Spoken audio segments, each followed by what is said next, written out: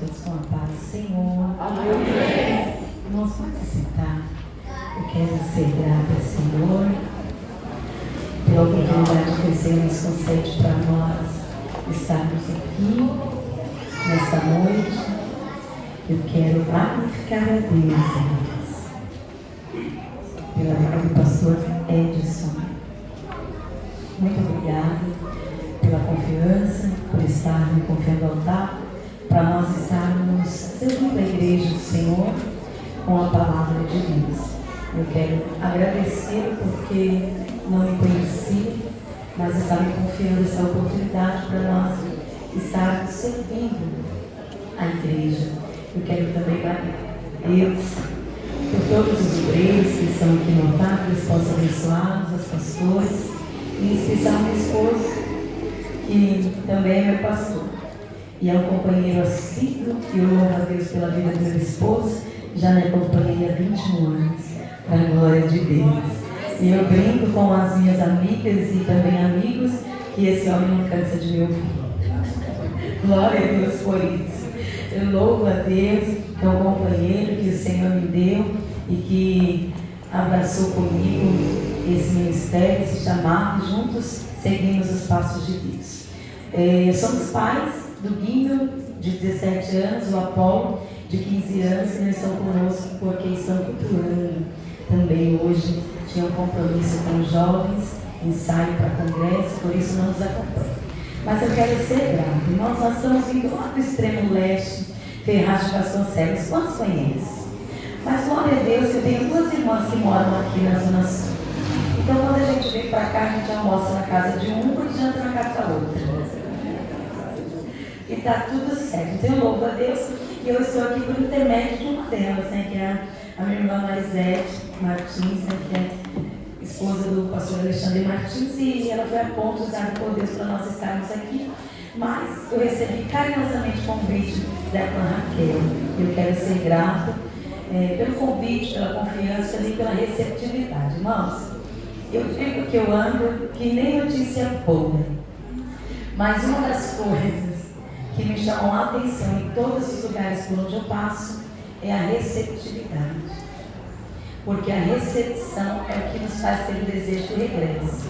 Eu quero ser grata a Deus pela recepção dessa igreja. Deus abençoe os obreiros que nos recepcionaram com sorriso, de uma forma acolhedora, de uma forma hospitaleira, como diz a Bíblia aqui. Deus os abençoe. Eu quero ser grata por essa receptividade. Amados, hoje um dia eu sei que o tema proposto está no livro do profeta Isaías, mas eu vou pregar um tema fora do tema. Vamos falar sobre o posicionamento de nos levantarmos, mas eu gostaria que você abrisse comigo a sua Bíblia no livro de 2 Timóteo, capítulo 4, versículo de número 5. Enquanto você procura aí a palavra do Senhor, eu quero compartilhar. Eu já sei que já é da ciência do pastor acerca do meu trabalho. Quero pedir licença para falar, amém, porque agora o pastor Edson passa a ser o meu pastor, irmãos. E eu quero compartilhar com a igreja. Meu esposo e eu, nós somos escritores. Dia 6 de maio de 2023, eu comemorei 30 anos de ministério, 30 anos que eu prego a palavra do Senhor, e em comemoração eu prestei ao Senhor um culto de ação e graças. E eu escrevi um livro que traz como tema os bastidores do chamado. Esse livro ele fala tudo sobre o chamado de Deus, sobre o ministério, sobre as intempéries que é cumprir o chamado, obedecer ao chamado. E fez um ano agora em maio, e eu estou grata a Deus, porque em um ano esse livro já chegou em 5 países, em alguns estados, em algumas cidades, e eu sou grata ao Senhor. E meu esposo e eu, nós também escrevemos um livro voltado para família, para casais. Ele fala desde o namoro até o casamento, que traz como tema depois do sim até o fim. E para a glória de Deus, o mês que vem estou lançando um outro livro que fala sobre o céu, rumo ao céu. Mas eu gostaria que você passasse ali após o culto para conhecer o nosso trabalho, para conhecer a forma que nós fazemos a obra de Deus.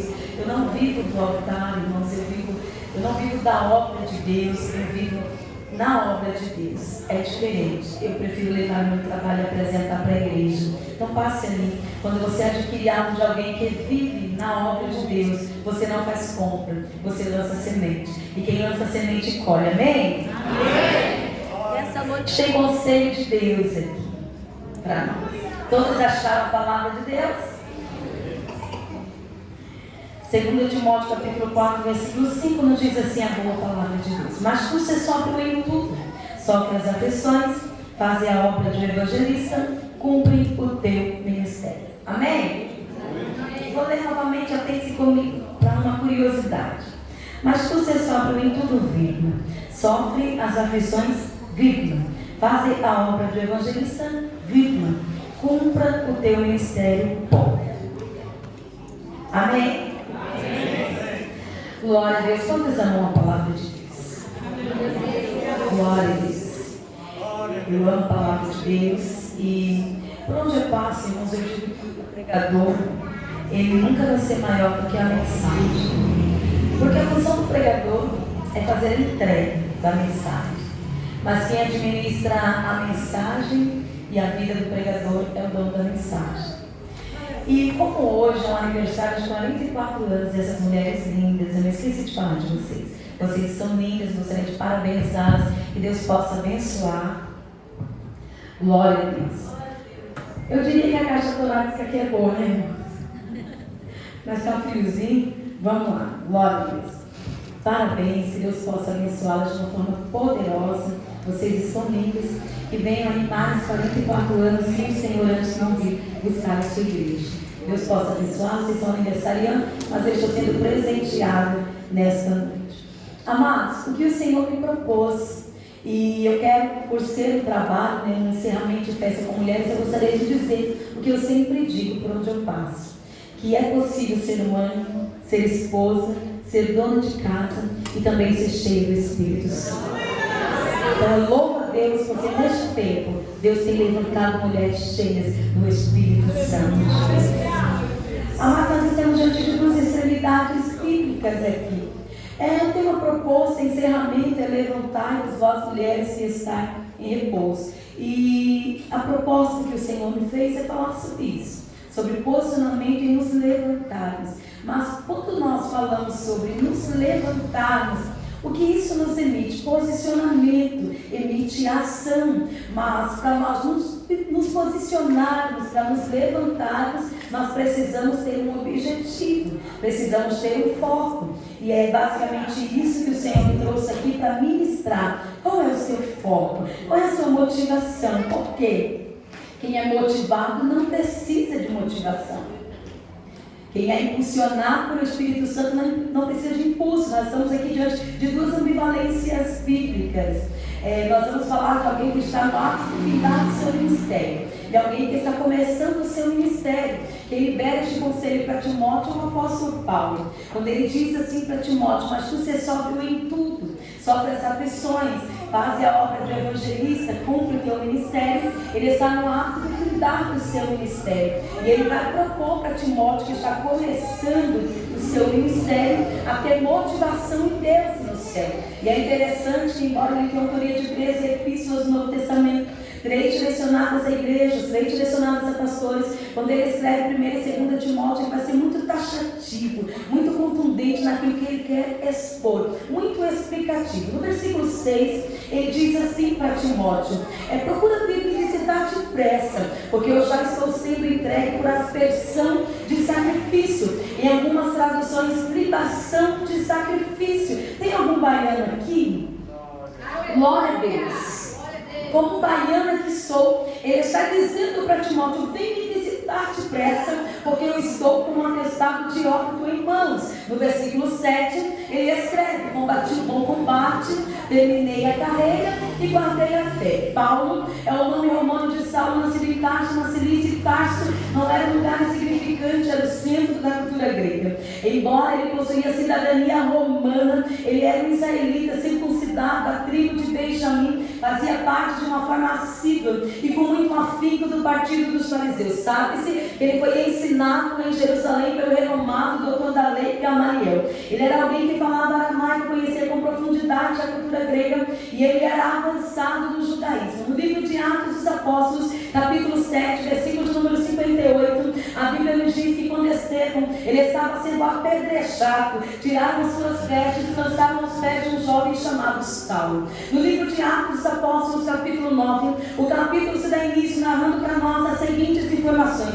Saulo, respirando ainda ameaças e morte contra os discípulos do Senhor, dirigiu-se ao sumo sacerdote em busca de cartas para Damasco, a fim de aprisionar homens e mulheres e conduzir os presos a Jerusalém. Dentro do cronograma de Saulo, ele adentraria a cidade de Damasco para acabar com a comunidade cristã instaurada. Ele recebe acesso de sumo sacerdote e cartas para se locomover e ir até Damasco para prender homens e mulheres e conduzir os presos a Jerusalém. Mas dentro do cronograma de Deus, ele adentraria sim na cidade de Damasco, não para governar, mas como governado, não para direcionar, mas como direcionado, não para comandar, mas como comandado, porque uma vez que Deus encontra o homem, ele muda o itinerário, ele recalcula a rota. Uma vez que o oleiro coloca as mãos no vaso, ele muda o vaso, ele muda o temperamento, ele muda caráter, ele converte, ele muda o homem.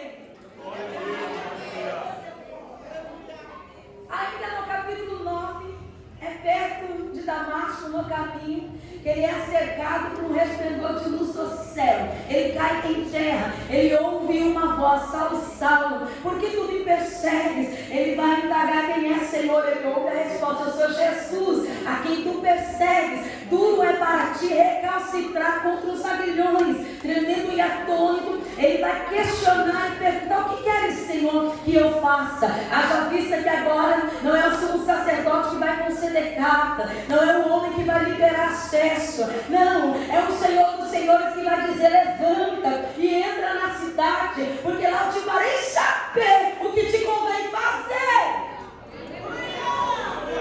Ainda no capítulo 9, a partir do versículo de número 10, a Bíblia informa para nós que havia em Damasco um certo discípulo com o nome de Ananias. O Senhor fala com ele em visão, dizendo: levanta, vai na rua direita, procura na casa de Judas por um homem chamado Saulo, que é de Tarso, porque ele era escolhido. E em visão ele via que entrava nessa casa um homem com o nome de Ananias, que colocava sobre ele as mãos e ele tornava a ver. Ananias vai trazer para o Senhor a apresentação da biografia negativa acerca do que ele escutara, onde na exposição veremos exclusão, mas aí vem o Senhor e ele faz a apresentação dos seus propósitos, aonde na exposição nós vemos inclusão, porque o nosso Deus, ele ainda inclui, o nosso Deus, ele ainda para. Ananias vai dizer para o Senhor: mas não é este, que acerca de muitos eu ouvi, essa questão do eu ouvi dizer é muito séria. Acerca de muitos eu ouvi que ele tem autonomia de sumo sacerdote para perseguir e aprisionar a todos que invocam o seu nome, aos discípulos. Aí o Senhor vem no confronto dizendo, aí ele vai dizer ainda para o Senhor: eu ouvi dizer que o de sumo sacerdote ele tem autonomia. Aí o Senhor vem taxando, dizendo: para mim ele é um vaso escolhido para levar o meu nome diante dos gentios, diante dos reis e diante dos filhos de Israel. Na concepção de Ananias, alguém que não servia. Na concepção de Deus, um vaso escolhido. Na concepção de Ananias, alguém que perseguia. Na concepção de Deus, alguém que seria perseguido. Porque no versículo 16, o Senhor esclarece para Ananias: eu vou mostrar para ele o quanto há de padecer por amor ao meu nome. No livro de 2 Coríntios, capítulo 11, a partir do versículo 24, o Senhor esclarece para Ananias e mostraria o quanto ele padeceria por amor ao seu nome. Aí no livro de 2 Coríntios, capítulo 11, a partir do versículo 24, ele vem compartilhando conosco alguns de seus sofrimentos por amor ao Evangelho. E ele compartilha conosco dizendo assim: eu recebi dos judeus 5 quarentenas de açoite menos 1. Por 3 vezes eu fui açoitado com varas, uma vez apedrejado, por 3 vezes eu sofri naufrágio. Por uma noite e um dia eu passei no abismo. Compartilha conosco ainda dizendo, muitas vezes em perigos de viagem, em perigos de rios, em perigos de salteadores, em perigos dos gentios, em perigos na cidade, em perigos no deserto, em perigos no mar, em perigo entre os falsos irmãos, em trabalhos e vigília e fadiga, muitas vezes em fome e sede, em jejum, muitas das vezes em frio e nudez, além das coisas exteriores, me oprime, cuidado com as igrejas todos os dias. No livro de 2 Coríntios, capítulo 12, versículo 2, nos diz a Bíblia, ele compartilha conosco dizendo, eu conheço um homem que em Cristo há 14 anos, se no corpo eu não sei, se fora do corpo eu também não sei, mas ele foi arrebatado e elevado ao terceiro céu. Aí ele compartilha conosco dizendo que recebe visões inefáveis, pelas quais ele não poderia compartilhar, pelas excelências das revelações, a saber, ele recebe o mensageiro de Satanás a fim de esbofeteá-lo, para que ele não se exaltasse pelas excelências das revelações. E ele compartilha conosco ainda dizendo que recebe um espinho na carne, pelo qual ele ora por 3 vezes para que se desviasse dele. Deixe-me compartilhar convosco a minha visão. Se é espinho limita, se é espinho fere, se é espinho incomoda, se é espinho cansa, ele faz para Deus a apresentação do que incomoda, do que fere, do que cansa, do que limita. Aí o Senhor vem e faz a apresentação da sua graça, dizendo, a minha graça te basta, porque o meu poder se aperfeiçoa na tua fraqueza. Ele sabe o que te limita, ele sabe o que te cansa, ele sabe o que gera dor em você, mas ele me trouxe aqui nessa noite para dizer, a minha graça te basta, a minha graça está acima dos teus limites, a minha graça está acima do teu cansaço.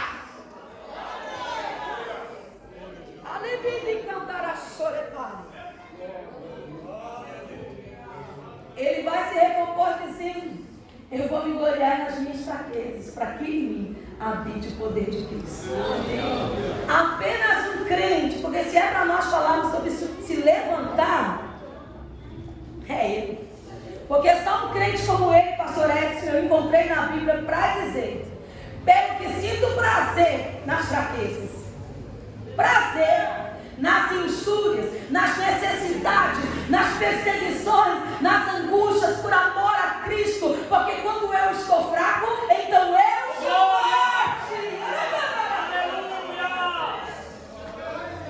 É muito crente para dizer que sente prazer em fraqueza, para dizer que sente prazer em injúria, para dizer que sente prazer em necessidade, que sente prazer em perseguição, que sente prazer em angústia.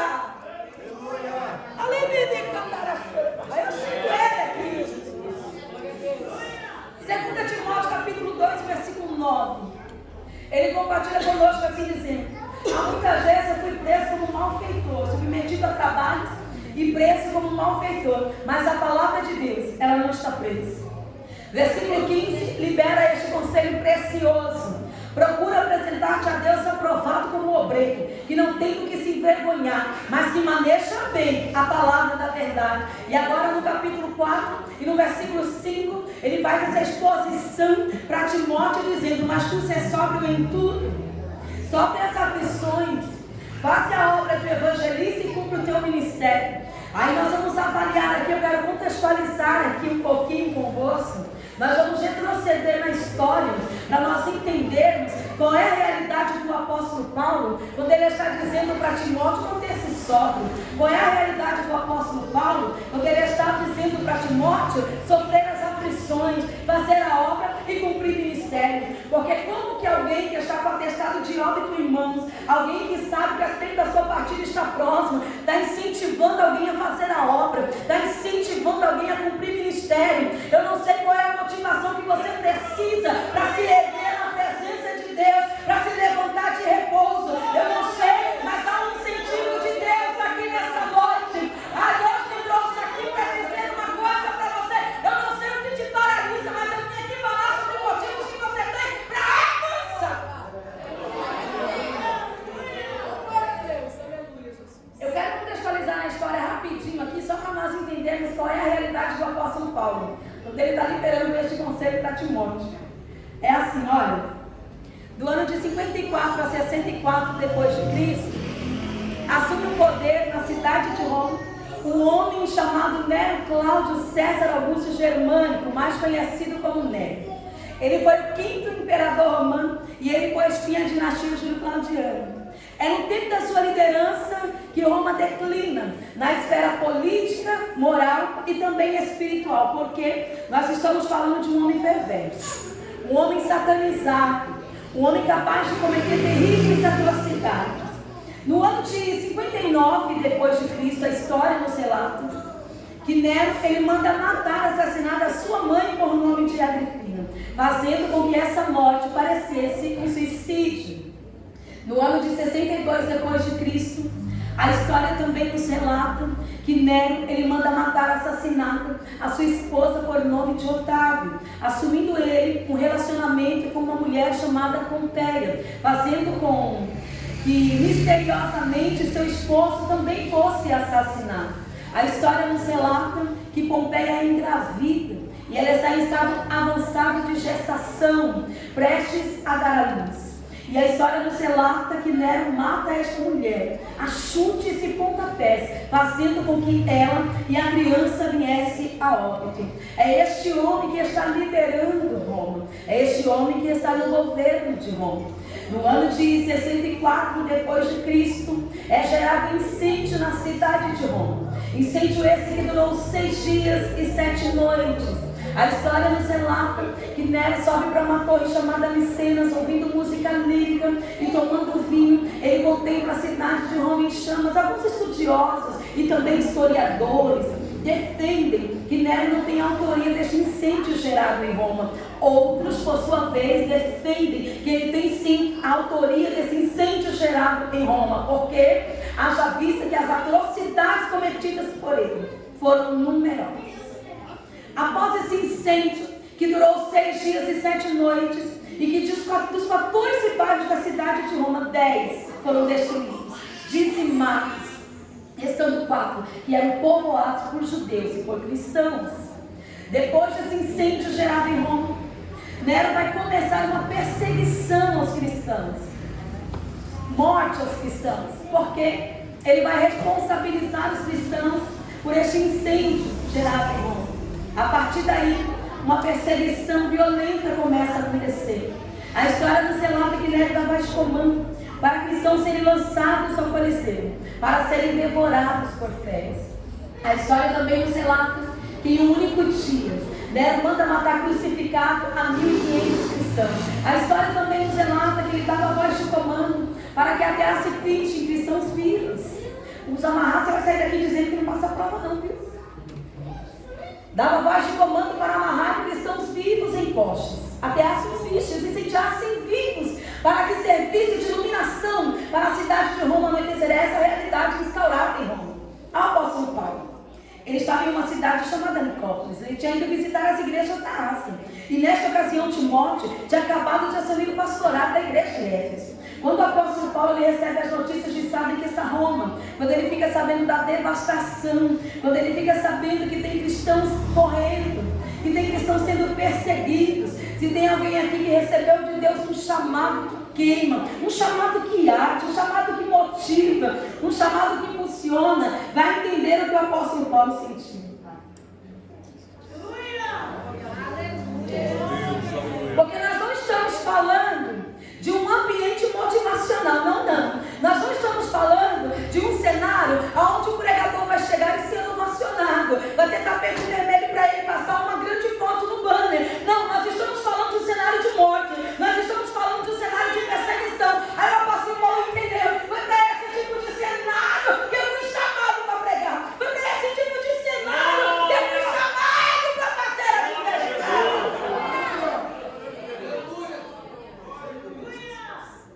Alguém vai dizer, Paulo, não vai, porque você esteve em Roma na primeira instância.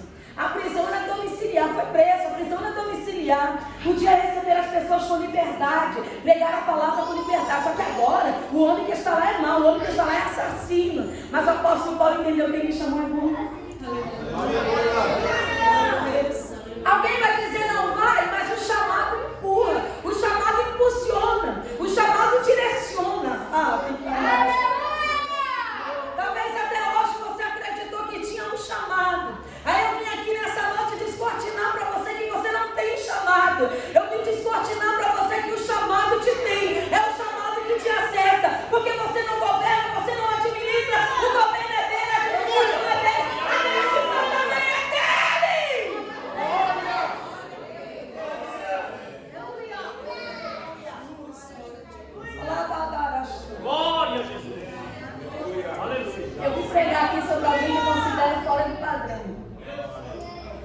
compartilhar uma coisa com a igreja? A nossa igreja. Um dia alguém me ligou e falou assim: Domingos, você é uma bênção. Ah, quem gosta de ouvir que é uma bênção? Você é uma bênção, mas eu preciso te dar um conselho. Eu falei: amém. Porque você está fora do padrão. Quando a gente pensa meio uma coisa, porque, irmãos, eu vou dizer uma coisa para você. Eu já disse que eu não tenho notícia boa. Na minha casa só tem homem, gente, até o cachorro é homem. Então, quando eu não estou atendendo a agenda na obra, pensa na minha agenda em casa. Aí eu pensei: meu Deus, mas eu só vivo para a igreja, para a obra em casa. O que aconteceu? Aí eu falei: por que fora do padrão? Primeiro, você gosta de chegar cedo para orar. Segundo, nada contra quem faz, tá, gente? Você não desce do altar, você não anda na igreja, você não faz aquele movimento que tem que fazer. E terceiro, você não tem assessoria e também não cobra para pregar. A gente só deixa de apresentar o quarto, tá? A minha vida é pautada na palavra de Deus, direcionada por Deus. Então eu vou continuar fora do padrão, porque o meu padrão é Bíblia. O meu padrão é Bíblia. E como eu vim pregar sobre alguém aqui que é fora do padrão, ele me ensina que chamado de Deus nada tem a ver com o que estou impondo nesta qualidade. O que essa geração está gritando? Chamado de Deus nada tem a ver com status, nada tem a ver com clamor, com poder aquisitivo. Chamado de Deus continua sendo fuga do pecado. Fica trancada na palavra de Deus, obediência a Deus e a liderança. Chamado de Deus continua sendo santidade.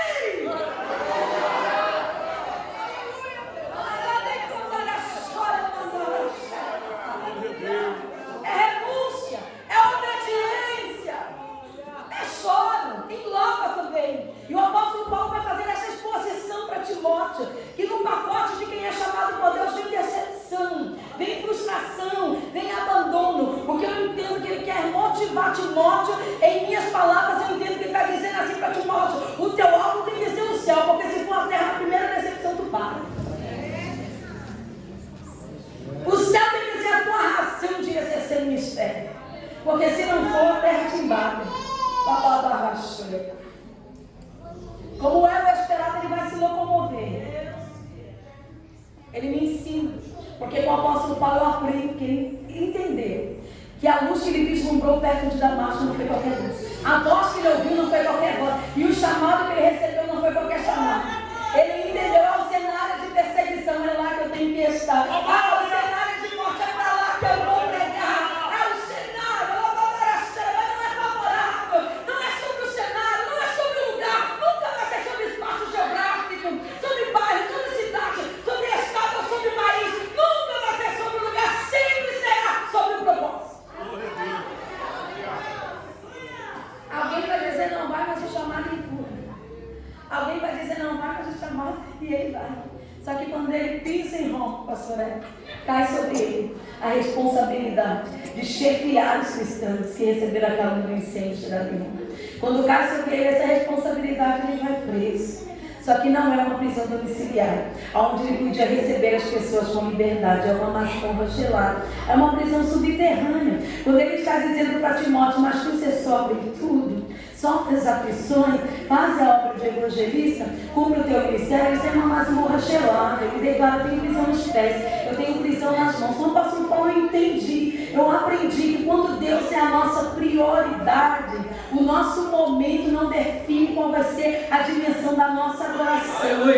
Com o apóstolo Paulo, eu aprendi que provação só paralisa a adoração de quem não tem relação. Com o apóstolo Paulo, eu aprendi que se Deus está acima, eu passo por tudo aquilo que eu tiver que passar aqui embaixo, não tem problema, porque Ele está acima, Ele é a minha prioridade.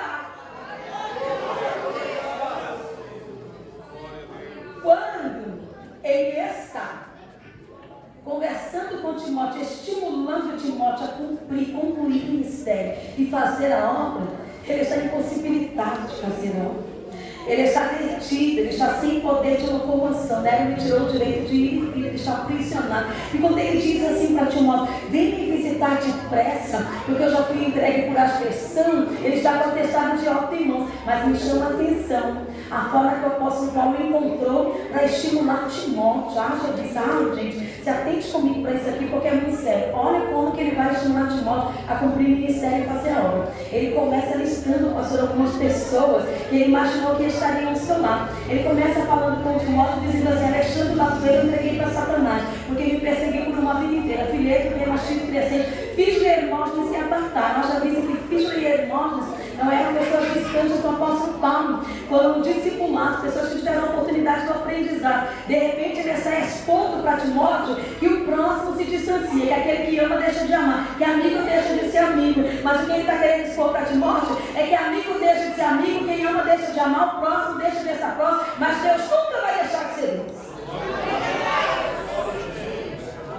E devemos canalizar motivação em Deus, porque se canalizarmos motivação em pessoas, elas falham, assim como falhamos também. Se nós colocarmos motivação em pessoas, nos frustraremos na primeira decepção sofrida. Mas se a nossa motivação for o céu, se nosso alvo for o céu, nada do que nós passarmos em termos de decepções, de frustrações, irá neutralizar aquilo que Deus propôs para a nossa história. E é interessante que eu lendo as cartas paulinas, eu pergunto a Deus: gente, como que se estimula alguém assim? Como que você estimula alguém que está começando o ministério, dizendo que ele pode ser deixado de lado, pastores, que ele pode ser abandonado, que ele pode se decepcionar? Aí quando eu penso que eu li tudo, aí eu vou ler, que ele vai além, dizendo assim para Timóteo: tem mais. Eu passei por um monte de isso. Sabe o que aconteceu? Ele não vai falar de algumas pessoas não, irmãos. Ele não vai falar de alguns amigos, não. Não vai falar de alguns conhecidos, não. Ele vai expor de uma forma bem explícita. Eu passei por uma audiência. Todos me abandonaram. Todos me abandonaram. Eu questionando, eu falei: mas Senhor, como você estimula alguém que está começando o ministério, falando que esse alguém pode ser abandonado? Aí eu fui entender, não muito obstante. Lucas capítulo 22, a partir do versículo 39, primeiro que João 18:2 informa para nós o seguinte: que Judas conhecia bem a lei do ribeiro do Cedrão, porque Jesus tinha o hábito de ir para o jardim das oliveiras para orar. Era um hábito, era costumeiro. Então, Lucas capítulo 22, a partir do versículo 39, Jesus vai ao Getsemane para orar. Todos conhecem a história. O Getsemane quer dizer prensa de azeite. Só que antes de chegar nesse cenário do Getsemane, ele passa por uma reunião com seus discípulos, a ceia, a última Páscoa. Ele está reunido com seus discípulos e a sua natureza divina já lhe permitia saber tudo o que aconteceria nas horas vindouras. Jesus já tem consciência que dentre esses discípulos, um havia de trair e entregá-lo e outro negá-lo. O peso físico, emocional e espiritual da cruz, ele começa a pesar nos ombros de Jesus, quando ele tem consciência de que naquela noite ele passaria por Anás, Caifás, Sinédrio, chegaria até Pilatos, receberia condenação de cruz, percorreria o caminho do Gólgota, até se ofertar na cruz do madeiro. Ele vai orar. Ele vai para o Getsemane. No verso 42 ele faz uma oração dizendo: Pai, se possível, passa de mim este cálice. Mas se nós avaliarmos nesse cenário, onde ele está sentindo a angústia da morte, onde ele está sentindo já a angústia das horas vindouras, ele sabia que aquela noite seria dificílima, ele está angustiado, a angústia tão extrema, que Lucas, no versículo 44, apenas Lucas descreve para nós. Acredito eu que por ser clínico, ele fala para nós que o Senhor, intensificando as suas orações, o seu suor desce até o chão, transformando-se em gotas de sangue. E o Senhor está tão angustiado que, assim como eu e você, em um dado momento em nossas vidas, nós precisamos de apoio, nós precisamos de suporte, precisamos da palavra amiga, precisamos do braço que se estenda, dos ouvidos que nos ouçam. E de repente esse suporte não vem, de repente esse suporte convocado não vem, esse suporte almejado também não acontece. Com Jesus não foi diferente. Ele está angustiado, ele está sentindo a angústia da morte, ele está aflito. Então, dentre os seus discípulos, ele seleciona os 3 amigos chegados, os próximos, Pedro, Tiago e João, para estarem com ele nesse momento. Ele convoca: ore comigo, vigie comigo, para que não entres em tentação. Ele está fazendo uma convocação. Eu preciso de apoio, eu preciso ser apoiado. A angústia está grande, a angústia está extrema, a angústia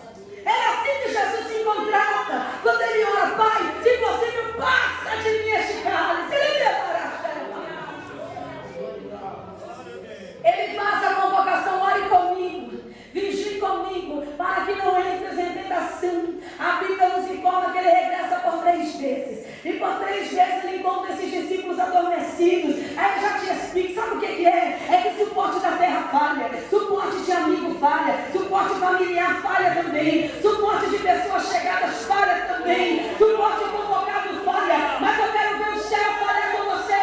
Porque na ausência de Pedro, de Tiago, de João, no versículo 43, a Bíblia nos diz que Deus enviou um anjo do céu para comandar Jesus. E ele está dizendo nessa noite: se a terra te frustrar, o céu te abraça. Se a terra falhar com você, o céu não vai falhar. E as pessoas se ausentarem, Deus se apresenta. Se o amigo deixar de ser amigo, Deus vai ser o teu amigo. Se o familiar não quiser te estender a mão, Deus te abre os braços.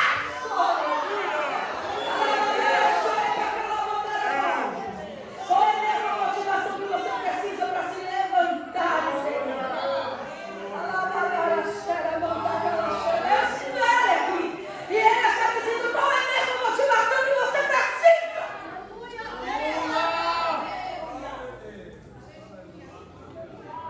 Deus enviou um anjo do céu para confortar Jesus. Se a terra te frustrar, o céu não vai te frustrar. Se a terra falhar com você, o céu não vai falhar com você. Se faltar suporte convocado, alejado, o céu não vai faltar.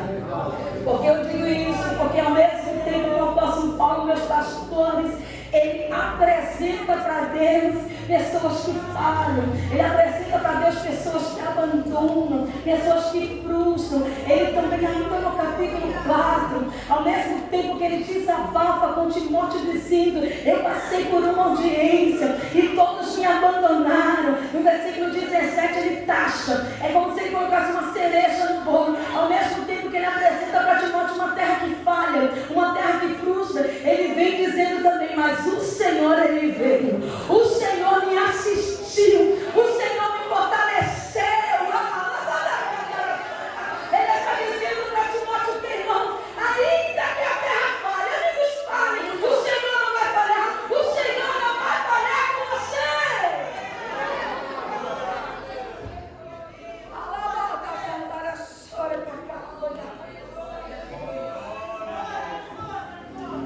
Achei a forma do apóstolo Paulo estimular os bons, gente. Como se estimula? Nós vivemos um tempo onde a nossa geração gosta do reconhecimento.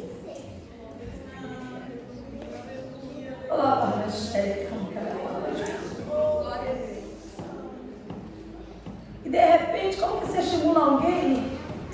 O que ele está dizendo? Eu trazendo para as minhas palavras, tem que estar, você vai estar cercado de amigos, mas vai ter medo, não vai ter. Aí eu fui tentar entender que forma dúvida de se estimular alguém. Aí eu fui ver que é muito parecido com a forma de Deus tratar. Aí se nós avaliarmos, você está achando que Deus vai te tratar como uma vítima da sociedade? Está achando que Deus vai olhar para você e vai dizer: fique em casa um mês, depois que você se restabelecer, você vem? Você está achando que Deus vai olhar para você e vai dizer: olha, coloca a sua função numa prateleira, quando você se recompor, você pega de volta? Aí eu vou te mostrar a forma de Deus estimular alguém que é muito parecida com o apóstolo Paulo. 1 Reis, capítulo 19, pisa nas páginas da história de espírito profeta. A Bíblia não traz relatos acerca da sua biografia, mas diz que ele estava com o Senhor. E ele pisa nas páginas da história para fazer a história. Vai enfrentar o rei Acabe, que fazia o povo acreditar que é responsável pela fertilização da barra. Vai enfrentar, o homem está tão cheio de autoridade, Deus e ousadia, que ele vai dizer: não vai chover por 3 anos e meio, você mediante a minha. Então não está cheio de ousadia, pastor. Enfrenta os profetas de Baal. Sabe quando nós temos força para enfrentar um exército, mas uma palavra nos derruba? Enfrenta os profetas de Baal. Acabe relata para sua esposa Jezabel tudo o que aconteceu por intermédio do profeta, e ela vai ameaçar. A primeira coisa que o profeta faz quando ele é combatido ou atingido é pensar em entregar o cargo.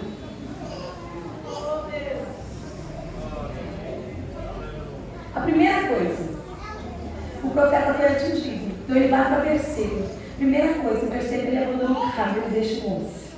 Aí ele vai caminhar pelo deserto. Aí tem gente que pensa que entregar cargo, entregar o ministério, entregar a responsabilidade é refrigério. Aí ele vai, caminha pelo deserto, se assenta debaixo de uma árvore chamada Zingo. Depois do cargo, ele quer entregar o ministério, posteriormente ele quer morrer. Só que Deus não leva em conta, graças a Deus. Porque senão o povo aí teria pensando que a igreja foi arrebatada. Deus não leva em conta os dias que você quer morrer, graças a Deus. Aí Deus está entendendo, Deus olha para esse cenário, Ele está vendo um profeta fraco, atingido. O profeta foi combatido. Aí que Deus entende, o profeta precisa de reforço, precisa de suporte, precisa de alimento para se colocar de pé, quer morrer nada. Está fraco, quer morrer nada, está magoado, quer morrer nada, está machucado, quer morrer nada, está detido. Aí na primeira instância Deus envia suporte por intermédio de um anjo, um põe com água, vai convidá-lo a se alimentar, beber da água. Só que o profeta está muito desanimado, está muito atingido. Aí o anjo vai despertar mais uma vez e vai dizer: olha, coma do pão, beba da água, porque o seu caminho vai ser cumprido. Aí é Deus enviando suporte para dar uma alerta. Só que a Bíblia nos diz que a potência, a força desse alimento, ela vem com uma potência tão grande, gente, que coloca o profeta de pé, faz ele caminhar por 40 dias e 40 noites em direção ao Horebe, monte de Deus. Então a potência do alimento, a força do alimento, colocou o profeta de pé. A força veio para colocá-lo de pé fisicamente. Só que ele caminha por 40 dias e 40 noites, mas ele caminha ainda com a alma ferida, com a alma angustiada, com o psicológico abalado, meus pastores. E só quem pode tratar a alma de profeta quando está ferida é Deus. Só quem pode tratar o psicológico é Deus. Para fortalecer o profeta fisicamente, ele enviou um intermediário. Para fortalecer o profeta fisicamente, ele enviou um anjo. Mas para tratar a alma, ele vai pessoalmente. Para cuidar da alma, ele vai pessoalmente. Para tratar o psicológico, ele vai pessoalmente.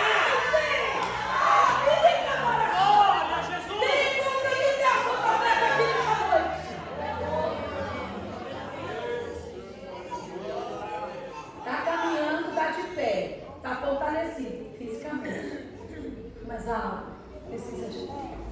Aí o Senhor vai, Ele é isso que faz. Caverna, a potência do alimento colocou: o que eu faço aí? Senhor, eu não sou uma pessoa para voltar, os homens não querem adorar.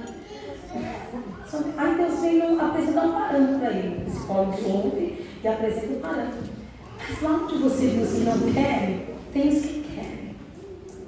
Lá onde você viu os descomprometidos, tem os comprometidos. Deixa eu te falar, vai. Lá tem 7.000 que ainda não se dobraram. Sabe por que Deus não vai te tratar como vítima da sociedade? Porque Ele te ofereceu um contrato que não tem quebra nesse contrato. Não tem retrocesso, não dá. Aí como que Deus vai tratar a alma do profeta? Sabe como? Ele, pelo mesmo caminho que tu veio, tu volta. Porque uma vez chamado, uma vez profeta, uma vez escolhido. Não tem quebra neste contrato. A cura para a alma de profeta está exatamente em exercer o que ele foi chamado para exercer. Se foi chamado para louvar louco, se foi chamado para pregar prego, se foi chamado para recha, se foi chamado para liderar inteiro, se foi chamado para ensinar ensino, mas não abra mão daquilo que Deus te entregou. Porque Ele não aceita entrega, Ele não aceita entrega. Olha lá, tem que cantar a chora para cá.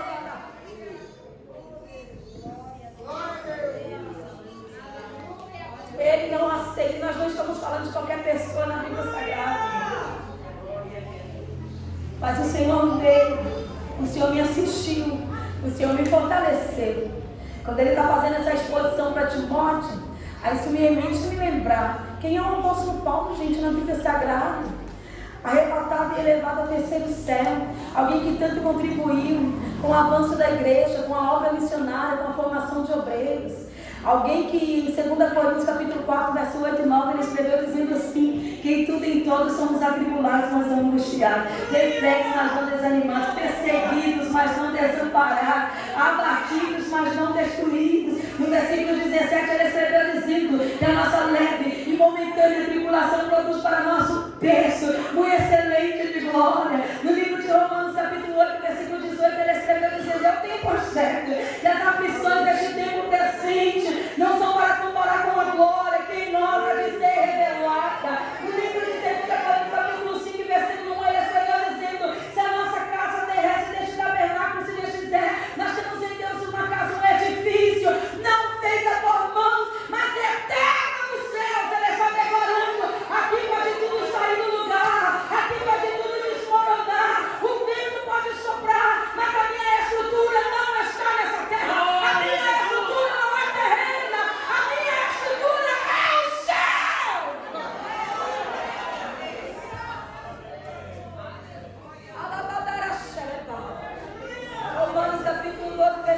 Deus, ele escreveu dizendo: não vos conformeis com este mundo, mas transformai-vos pela renovação do vosso entendimento, para que experimenteis a boa, agradável e perfeita vontade de Deus. Caminho eu para a conclusão, mas eu gostaria de conjecturar com você nesta noite, rapidinho, porque quando eu vejo a forma contundente que o apóstolo Paulo ele está falando com Timóteo, eu vejo que, além de ser fora do padrão, ele era muito antenado. Eu quero conjecturar com você porque não tinha, mas se tivesse, ele falaria assim para Timóteo: vai ter dias que o teu WhatsApp vai estar cheio de mensagens a serem respondidas, mas vai ter dia que tu vai mandar bom dia, como vai você, como vai a sua casa, vocês precisam de alguma coisa e não vai acontecer. Nesses dias também se adora. Vai ter dias que tu vai guardar, estou conjecturando para você, uma ligação e ela não vai acontecer, mas nesses dias também se adora. Vai ter dias que tu vai ter que frustrar o inferno. E como que se frustra o inferno? É quando o inferno olhar e dizer: agora ele abre mão de tudo, agora ela abre mão de tudo, agora ele deixa de adorar, agora ela deixa de adorar para os homens, terno, gravata, perfume, sorriso no rosto para as mulheres, blusa rosa, saia vinho, sorriso no rosto, vai ter que vir ainda prestar melhor adoração e dizer: eu sobrevivi, foi adorando, sobrevivi, foi confiando, eu sobrevivi, não desisti, porque ele cuida de mim, ele cuida da minha casa, ele cuida da saúde, ele cuida da igreja, ele cuida do ministério, ele cuida de você. Ele está dizendo: não é sobre a tua força, é sobre a força dele, não é com a tua capacidade, é com a capacidade dele, não é com o teu ânimo, é o propósito dele, é ele que te dará para viver todos os dias.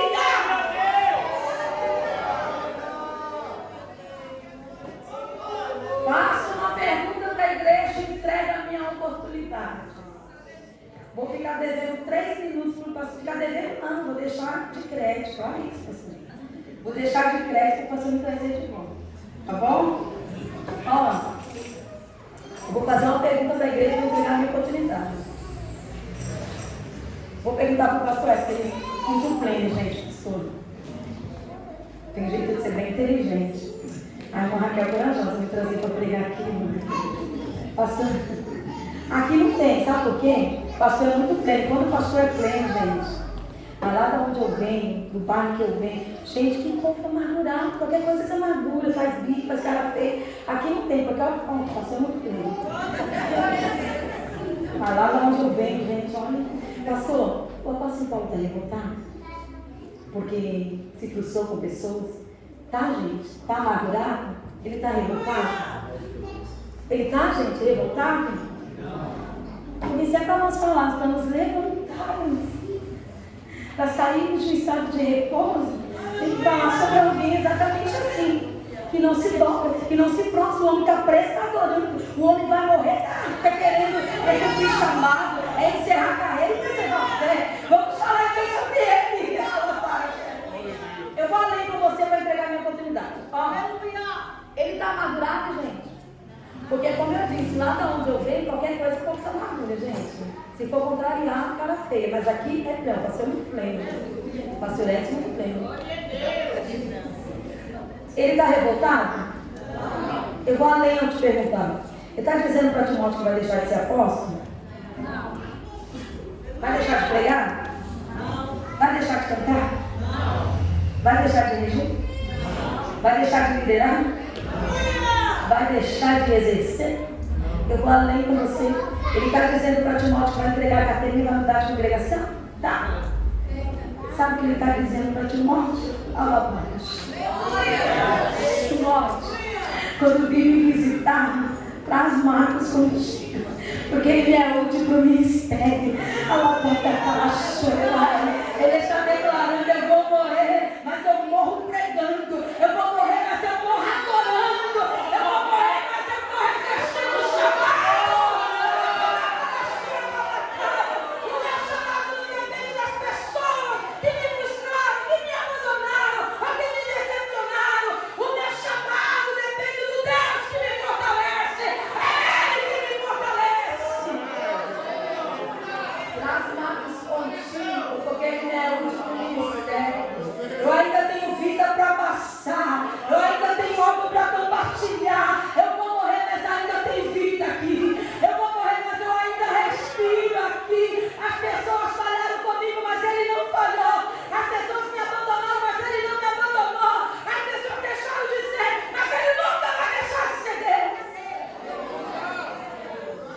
Fica essa lição para minha e para a sua vida nesta noite.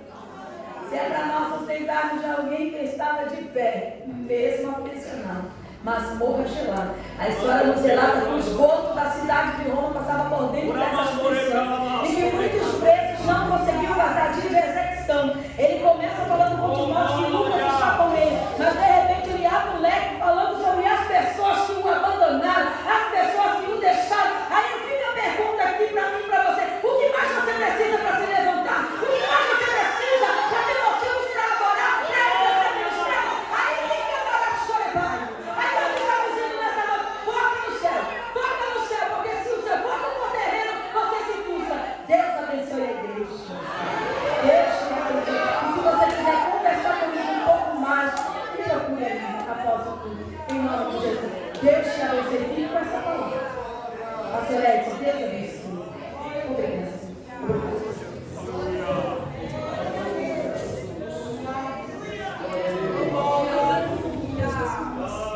Quem pode dar um brado de glória?